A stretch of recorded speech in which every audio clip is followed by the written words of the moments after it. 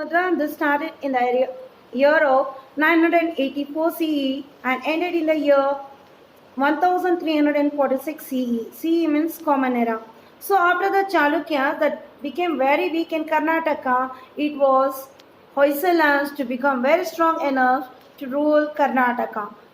The founder of this dynasty was called Sala. He was a Jain monk.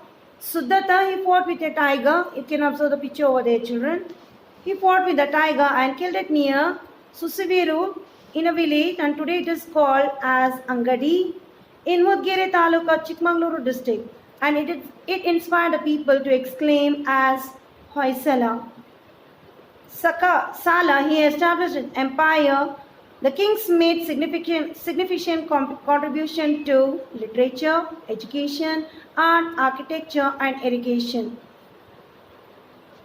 Vishnuvardhana, he was one of the important Hoysala king. He became after Nirupakama, Iriyanga, and Ballala. As a great king of the Hoysala dynasty, he won Gangavadi from Cholas, and he earned the title as Talakadu Gunda. Who earned this title?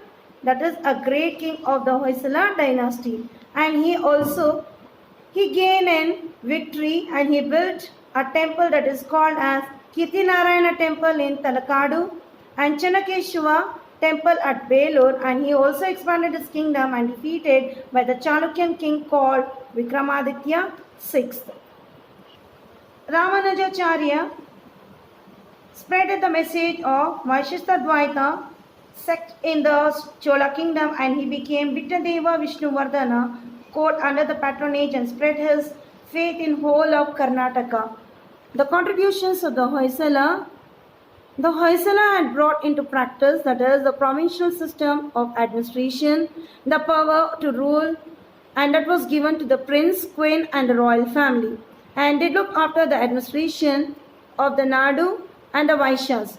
The villagers were used to be representative of the government, like the Gauda, Sinobhava, Talavara, and others. So they are the people called as representatives to take care of the contributions. And also they encouraged agriculture.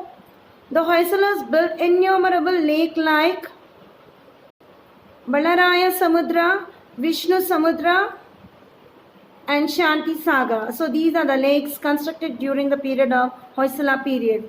And Vishnu Samudra, it is also a popular lake constructed during the period of Hoysala.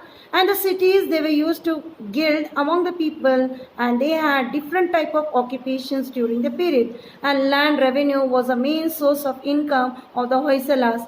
And the unique feature of the society was the king used to have a special army of the guards. So the king used to have a special guards. They are called as Garuda.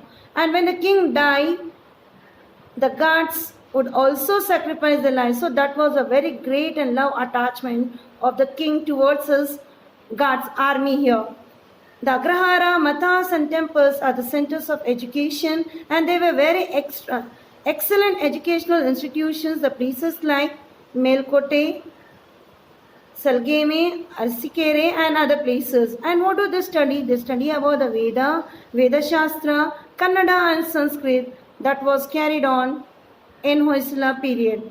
Kannada literature that also flourished immensely, and they were great scholars like Rudravatra. He wrote Jagannatha Vijaya, a very great poet called Janna. He composed Yashodhara Charite, and Harihara he composed Champu poem Girija Kalyana. Raghavanka, Harishchandra Kavya, and Kesharaja, that was Shabdamani, Darpana, that is in Sanskrit, and even in Sanskrit, they are memorable work composed by Sri Bhashya and by Ramanujacharya, and Prasharabhatta he composed Guna Ratna Ghosha. So like this, the literature gave importance during the period of Hoysala, and there were different religions like Jainism, Buddhism, Veerashaivism, and many more that was encouraged. And next, let us come to the architecture of Hoysalas here. The architecture of the Hoysalas, it's a world famous. The Hoysalers got the innumerable temple built in a soapstone. You observe, children, very soft type of stone that is called as a soapstone. And there were 5 features that can be seen in all the temples. And they are star shape, sanctum, sanctorum or upapita, that is called a jagati. They are called as decorative panels or shikara and pillars. And they are beautiful idols that is called Madanika, etc. And Chanakeshwar temple at Beluru. The military general Kitamala, he built the Hoysaleshwara temple at Halabeedu. You can observe this picture in your textbook, children. The Keshwar temple that constructed by Somadana Nayaka at Somnathpur, it's a very popular. And there are many temples and basatis in Arsikere, Govindanahalli, Doddagadavahalli and Bhadravati, and all these are noted and extremely delicate carving, so beautiful carving done on stones. The Hoysala architecture has influenced the architectural styles of the later period, and these are the best examples in Karnataka. And Dosoja, Chava, Jakanna and Dakkanna, these are the famous sculptors of these time here. So they are the great people to give the very good carvings and sculptures on the stone. I hope you follow this topic, children. Thank you.